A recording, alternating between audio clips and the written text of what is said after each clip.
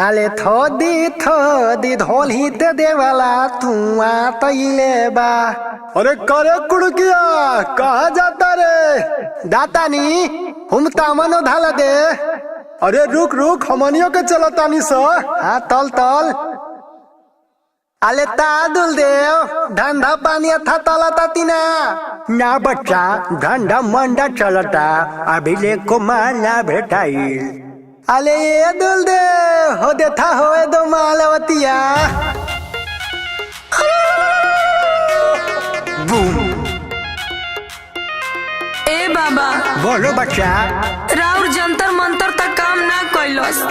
कैसे जी का हो गया? रात दिन खाली सैया हमर चिल्लात रहता रहे बाबा। अच्छा रुको अभी हम उपाय करते हैं। लाओ जी।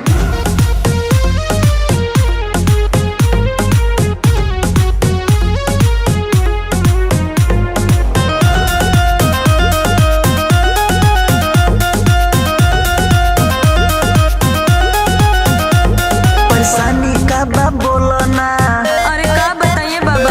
बबी एक राज तू खोला ना।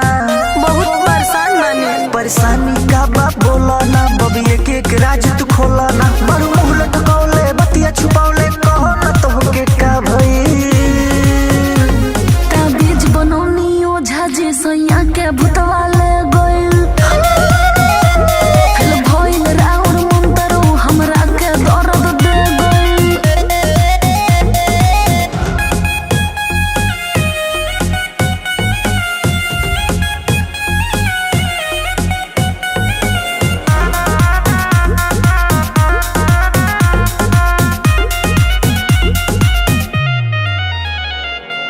ऐसे तू हो खजानी बबुनी उदास हो।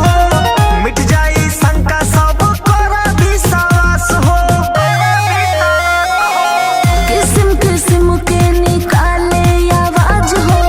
कहेला बाबा हम होई यमराज हो। लाल लाल बाखिया एकर माथा हमर फोड़ गइल।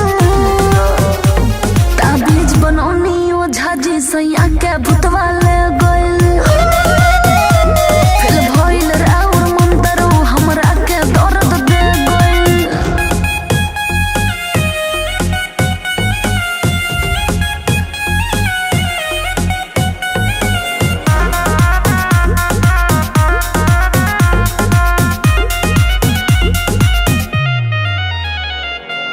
लहई भभूति पूरा तन में लगा दो।